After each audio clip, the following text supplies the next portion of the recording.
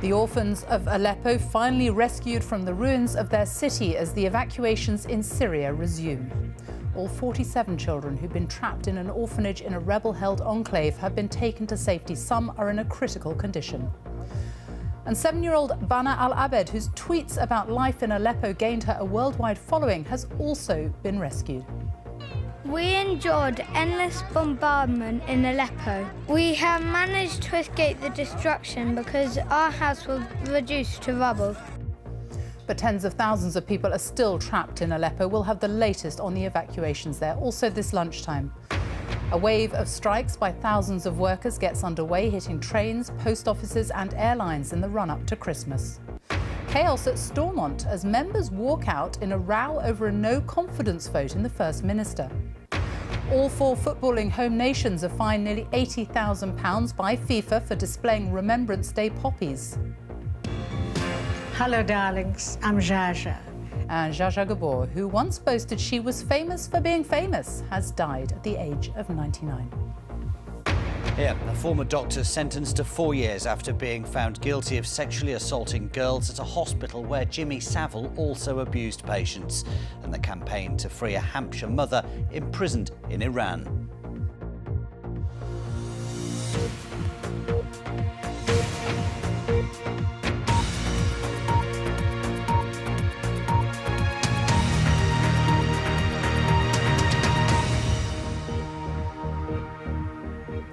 Good afternoon and welcome to the BBC News at 1. Evacuations in Syria are underway again from both East Aleppo and government-controlled villages. Almost 50 orphans who've been trapped in a rebel-held enclave in eastern Aleppo for months have finally been brought out to safety. Some are in a critical condition from injuries or dehydration. And a 7-year-old girl, Bana Al-Abed, who gained international attention after she began tweeting about life in her home city, is also among thousands more who have been able to leave. But tens of thousands are still trapped there. Richard Galpin reports. Many in East Aleppo, including children, waited outside yesterday in freezing conditions, hoping the buses would take them away from the hellish conditions of this, the remnants of the rebel stronghold. But it was only in the early hours this morning that finally the evacuations resumed, after a new deal was struck between the warring factions. Already today, more than 4,000 people have got out. And for these families, huge relief, medicine and food now available. Amongst them was this 7-year-old girl, Bana Al-Abed, whose plight has been followed by hundreds of thousands of people around the world. I am sad. It's so bad. Helped by her family, she wrote a series of tweets begging for a ceasefire and describing the terror of the incessant bombing around her home. She feared they would all be killed. We endured endless bombardment in Aleppo. We have managed to escape the destruction because our house was reduced to rubble. I would like to say thank you to all those who had been asking about our news. Also able to escape today was this group of 47 orphans who'd been trapped by the fighting, some critically injured. They too had used the internet to make a last-ditch appeal for help. This video going viral. Please let us evacuate Aleppo. We wish to leave Aleppo so we can eat and drink. We love peace.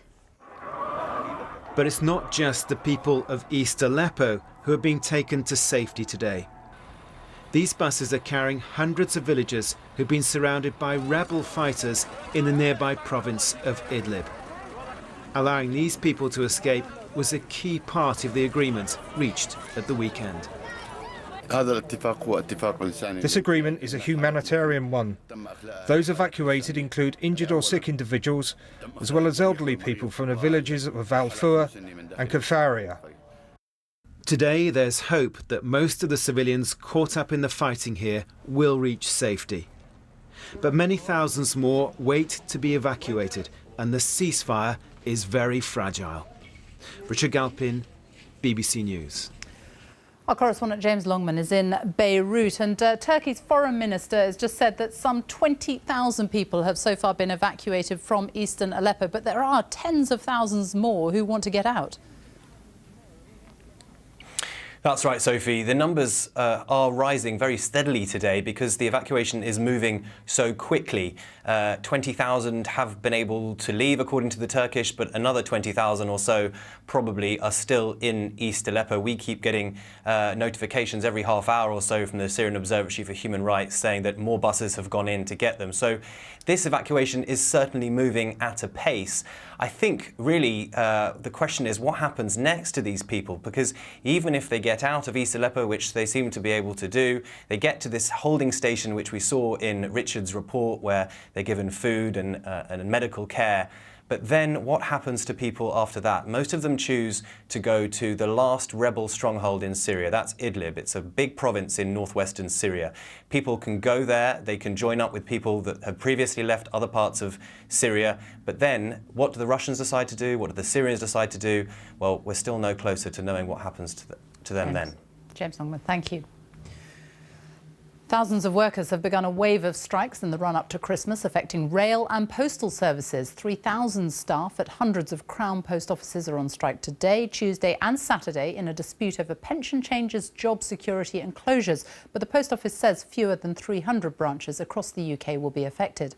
Up to 300,000 Southern Rail passengers face more misery as conductors begin 2 more days of strike action. Here's our business correspondent, John Moylan.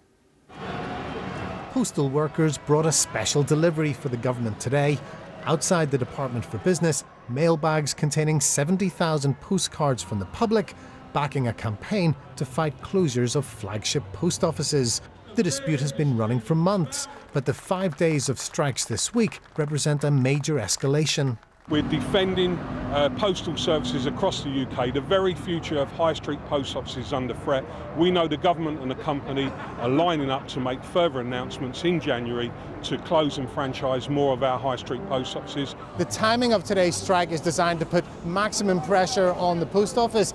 This week is by far its busiest for handling parcels and letters. And Christmas cheer would appear to be in short supply elsewhere too, with a number of unions now calling Christmas strikes. As well as postal workers, planes and trains are at the heart of this Christmas of discontent. Southern Rail passengers face more disruption as 400 conductors walk out today and tomorrow. Airline travellers will also face double trouble this week as baggage handlers for Swissport are set to strike this Friday and Saturday. This will mainly affect regional airports. And talks got underway this morning to try and head off a strike over pay involving thousands of British Airways cabin crew, which could see flights disrupted on Christmas Day and Boxing Day. But why is this all happening now? The reality is sometimes workers just feel that they have no alternative, that if management isn't listening to them, that they need to do something that shows that they're serious about the issues that matter to them. The Post Office claims that around the country it is business as usual. While dozens of city centre sites are closed, the Post Office insists its modernisation plans will go ahead. What we can't do, of course, is change a strategy which is about improving post office services for customers in an increasingly competitive marketplace, within changing lifestyles. You know, the post office needs to change and is changing. Some say that union laws should be tightened to prevent this disruption. The government says it keeps these issues under review. John Moylan, BBC News. Our assistant political editor Norman Smith is in Westminster, and Downing Street said this morning that people's lives are being disrupted by this week's strikes in a completely unacceptable manner. But is there much that the government can do? Well, there's a lot of talk and there's massive pressure on the government because you've got people stuck on commuter trains that can't post their Christmas parcels, worried about flights over Christmas. Now it's been announced that Weetabix workers are going on strike, and we've had Tory MPs demanding emergency legislation to curb the strike threat. Some senior Conservatives are saying it's all part of a political campaign to damage Theresa May. She needs to fight back, and the language, as you suggest, coming from Number 10 is pretty tough. But when the mist clears, I don't see any real appetite in government to intervene. And the reason is, if Mrs May was to introduce new anti-strike laws, Well, that would take months and months and months. So it's going to be no use whatsoever in terms of these disputes. More than that, there's a worry it could sour the atmosphere between the trade unions and employers, making it even harder to get a resolution. And the government's only just passed fresh anti-strike laws, which are meant to come into force next year. But there's another reason, and it's our old friend, Brexit. Now, you may wonder, what has Brussels got to do with Christmas chaos? The reason is Theresa May knows she's going to need all her strength and energy for the political and parliamentary tussles ahead over Brexit. She absolutely does not want to get sucked into a fistfight with the trade unions and the labour movement. So the view in Downing Street is negotiation, not legislation, and confrontation is the way to get this sorted. Norman Smith in Westminster, thank you. There have been chaotic scenes at the Northern Ireland Assembly as politicians from most of the main political parties walked out of Stormont. The First Minister, Arlene Foster, had been about to make a statement over a controversial green energy scheme. But under Northern Ireland's rules, she's never allowed to operate without the support of her deputy, Sinn Féin's Martin McGuinness. And that created turmoil this morning at Stormont, from where our Ireland correspondent Chris Buckler now reports. Members haven't been given notice by both the First and Deputy First Minister. Northern Ireland's First Minister Arlene Foster went to the Stormont Assembly today in an attempt to take control of what has become a financial mess. Of the Northern Ireland Act 1998. But proceedings began with chaotic scenes. Opposition parties walked out and the First Minister was left alone with her party, the DUP, while outside their partners in power-sharing Sinn Féin put pressure for a full independent inquiry into a badly flawed green energy scheme. We need to establish all the facts and we need to know who benefited from this failed scheme. The First Minister should stand aside to allow the investigation to take place. The controversial renewable heat incentive scheme originally worked like this. For every £1 of fuel a company uses, they are paid around £1.60. That was to encourage them to buy environmentally friendly boilers. But because initially there were no caps or limits, in the scheme's 20-year life, it's expected to go £400 million over budget, money which Stormont is responsible for. The special advisors of the DUP interfered in my decision-making. Last week, the former DUP Enterprise Minister, Jonathan Bell, accused officials from within his own party of delaying crucial changes to try to prevent the scheme running out of control. That has been denied by the DUP, and he has since been suspended from the party. But the scheme was badly flawed, and a confidential report seen by the BBC suggests those errors have allowed some firms to abuse it by heating buildings just for profit. Northern Ireland's First Minister was the Enterprise Minister when the scheme was set up, which is why she's a politician under pressure. I am sorry that the initial scheme did not contain cost control measures and that there were fundamental flaws in its design. This is the deepest political regret of my time in this House. But Stormont's other parties were not there to hear the First Minister explain how she wants to try to sort this out. They had walked out of the Assembly again, a sign of the sheer political heat about this issue in Northern Ireland. Chris Buckler, BBC News, Belfast. MPs have begun taking evidence in an inquiry into combating doping in sport. The Culture, Media and Sport Committee are putting questions to Team Sky, British Cycling and the World Anti-Doping Agency. Our sports news correspondent Richard Conway is in Westminster for us now. Richard. Well, this has been a difficult morning for key members of British Cycling. They've been called before the Culture, Media and Sport Select Committee to answer questions effectively revolving around two big issues. The first is about a medical package that was delivered to Team Sky back in 2011. Of course, Team Sky being responsible for some of the big wins in British cycling over the years, with Sir Bradley Wiggins and Chris Froome amongst them. But back in 2011, it's been reported that a package was delivered to them at the end of a race, and the contents of that package will have yet to be disclosed. UK Anti-Doping is currently conducting an investigation into that. And speaking this morning to Bob Howden, who's the president of British Cycling, well, they said they were unable to speak about it because UK Anti-Doping had denied them permission to do that. That was disputed by the committee. There were some terse exchanges. And as you can hear now, between Bob Howden and Damien Collins, the chair of the committee, in the end, what they've decided to do is eventually to write to the committee and give them information about what exactly was in that package. but we're certainly not aware of any doping products that would be in there. It's not come across our viewpoint around that. I didn't say it was a doping product. I just wanted to know if you knew what was in it, because I find it extraordinary that you don't necessarily know what evidence British Cycling has given to UKAD with regard to this investigation. So Shane Sutton, the former technical director at British Cycling, he's currently giving evidence, and the issue of therapeutic use exemptions, medical certificates within the sport, their ethical and moral use, that is up for discussion too. So Dave Brailsford, the head of Team Sky, well, he will also be talking to MPs this afternoon as well. Richard, thank you. The time is 1:15, our top story this lunchtime.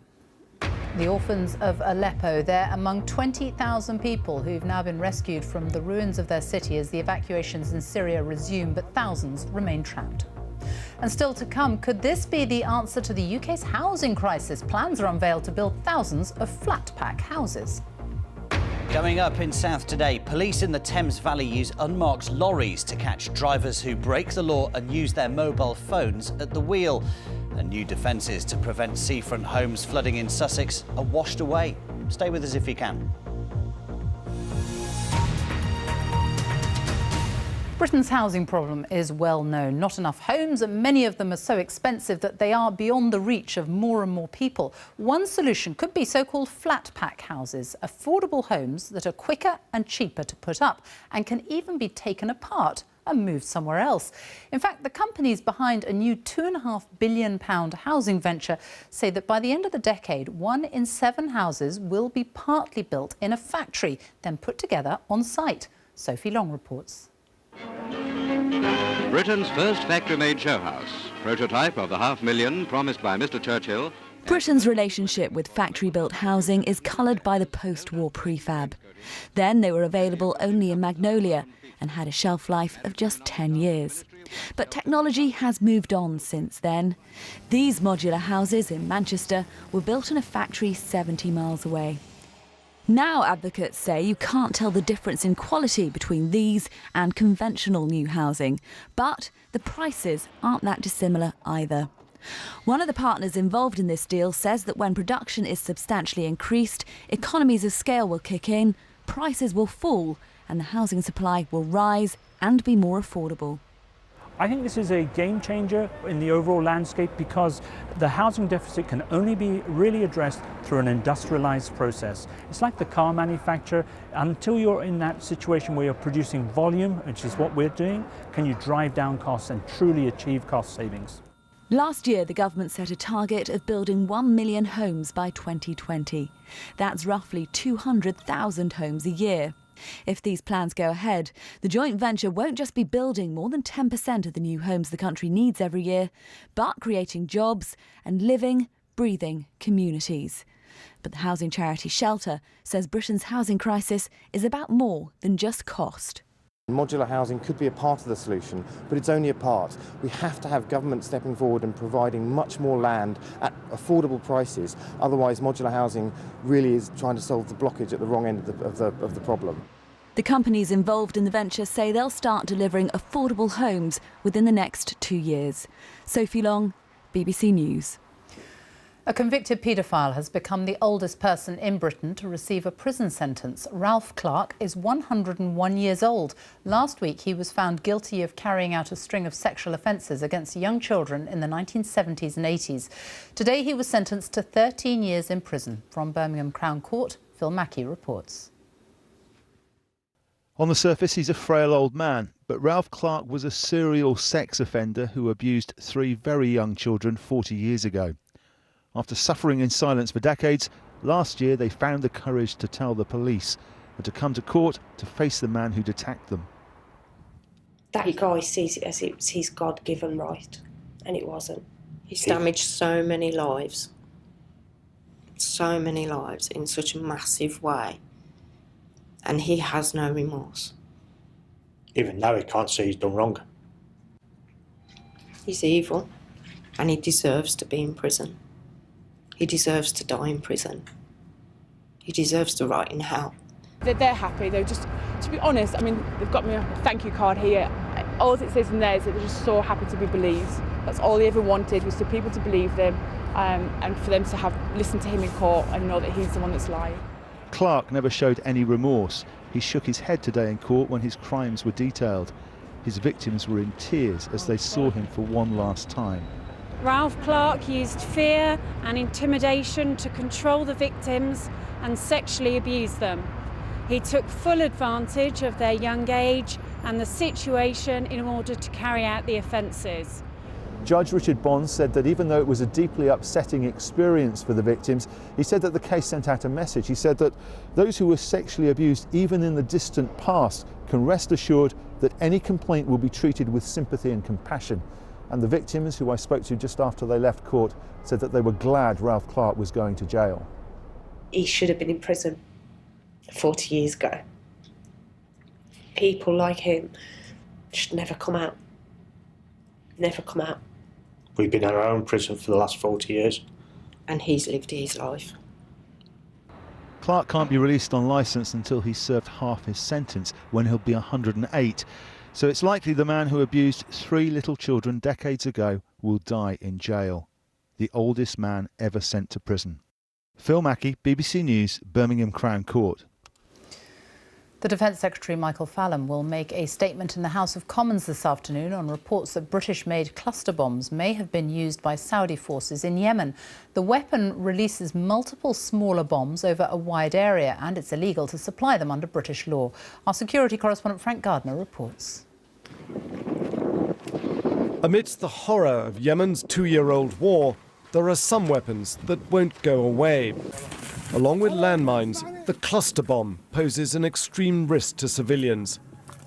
Banned in Britain since 2010, some of these bombs, sold by the UK to Saudi Arabia before the ban, have been used in Yemen. This situation has always been very difficult for the British government. Saudi Arabia is economically hugely important to the UK and to the British defence industry. But just as relevant as that really is considering what would be the consequence of restricting arms deliveries to Saudi Arabia. Saudi Air Force Tornado jets, sold by Britain, were fitted to carry cluster bombs. The Saudis say they don't use British cluster bombs as they've all expired. Whitehall officials say the Saudis have now destroyed their British stocks. And yet, evidence of their use has been found on the ground in Yemen. We know that many years ago the British government sold cluster bombs. They are now illegal. But what we are clear about at Amnesty is that those cluster bombs are now turning up in Yemen. Now, we told the British government this in May this year when our researchers discovered cluster bombs being used. We had the evidence. For the Prime Minister, Theresa May, seen here meeting Gulf Arab rulers this month, this is an awkward issue. In a post-Brexit world, her government is pushing for closer ties with the Gulf. But human rights activists and the Labour leader Jeremy Corbyn are calling for an arms embargo on Saudi Arabia. That's something that Number 10 will want to avoid at all costs. There must be a full spectrum. In the Commons today, the Defence Secretary Michael Fallon is expected to make a statement clarifying exactly what the government knows about the use of British weapons in the Yemen war. He's likely to face some pressing questions. Frank Gardner, BBC News. Football's international governing body has fined England, Wales, Scotland and Northern Ireland nearly £80,000 for displaying poppies during World Cup qualifiers around Armistice Day in November. Our sports correspondent David Ornstein is here, and this is because FIFA says that the poppy is a political symbol. Yes, you may remember, Sophie, in 2011, England wore a poppy on an armband in a friendly against Spain. So too Scotland in the same year in a friendly against Cyprus. But neither were punished. But since then, FIFA have tightened their rules around what they deem to be political symbols in football. So the home nations had been warned. They knew they risked punishment. They hoped they had reached a compromise, but it hasn't happened. So in the case of England and Scotland, England have been fined around £35,000, Scotland £16,000 for their meeting at Wembley over both the display of a poppy on an armband, also the displaying of poppies by supporters, and the English FA has also been punished for displays inside the stadium. Wales, from their friendly against Serbia, have been fined around £16,000. Northern Ireland, who played Azerbaijan, £15,000 for similar offences. FIFA say that there is only room for sport and nothing else when inside the stadium and on the pitch, but we can expect appeals here. David, thank you. The broadcaster and rabbi Lionel Blue has died aged 86. He became a rabbi in 1960 and was a regular contributor to Thought for the Day on BBC Radio 4, on which he shared his struggles with his faith and homosexuality. He was the first British rabbi to speak openly about being gay. Since I couldn't find anyone to love who would love me, I decided to love God instead. I then began to see people in a different light. Crushed in a late-night train, I saw God's image in them, and they ceased to be pushy, crazed cattle, but souls journeying to paradise like me. And when I offered one my seat, I saw how love had blossomed into loving kindness. Rabbi Lionel Blue, who has died at the age of 86.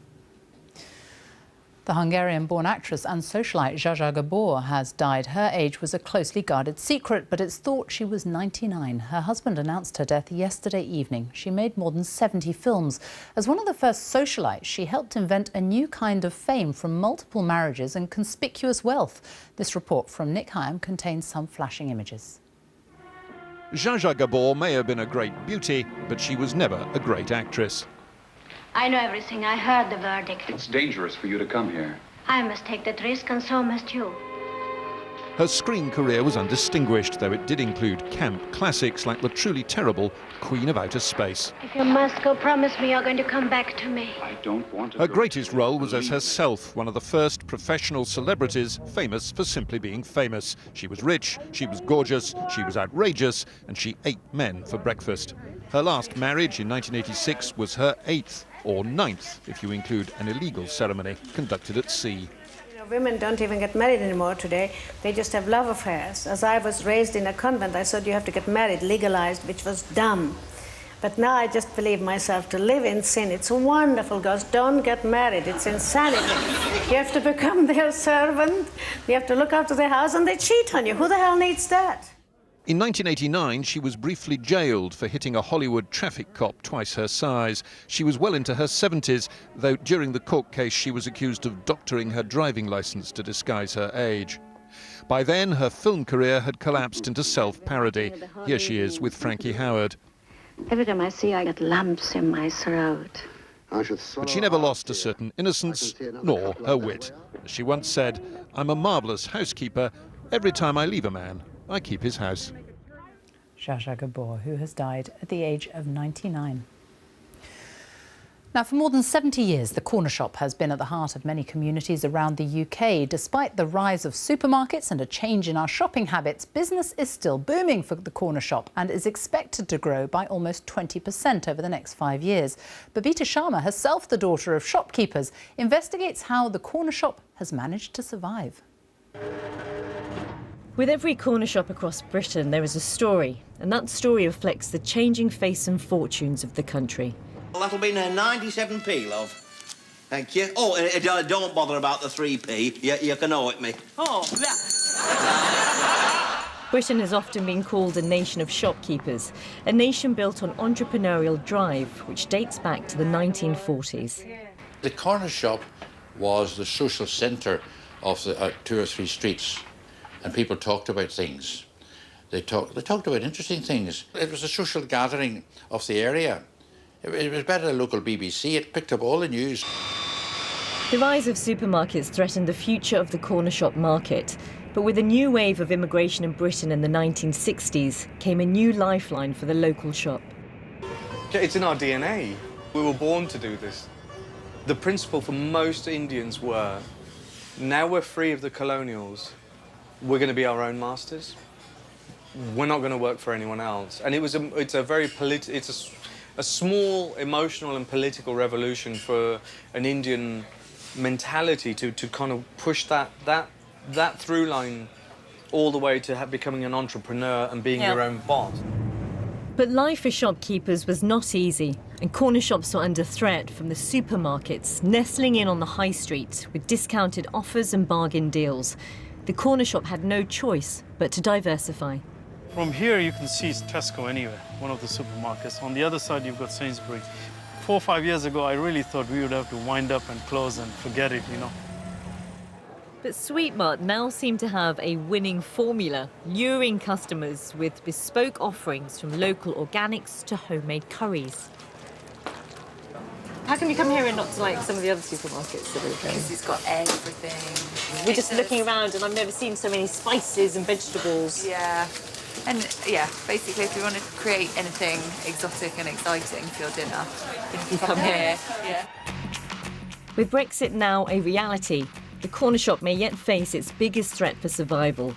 But with the emergence of Polish supermarkets and Latvian delis, this unsung hero soldiers on. And you can see more of booze, beans and bargees, the story of the corner shop, on BBC4 tonight at 10 o'clock.